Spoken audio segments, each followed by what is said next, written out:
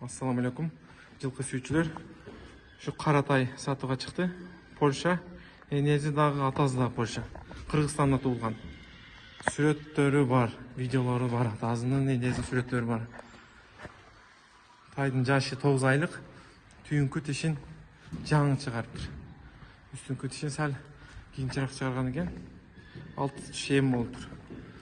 Тайды Өзбекстан, Казакстан полный доставкалар бар. Тай өтө күчтүү тай. Жаны бар. Туршун кара. Доставкалар бар. Бүт жака.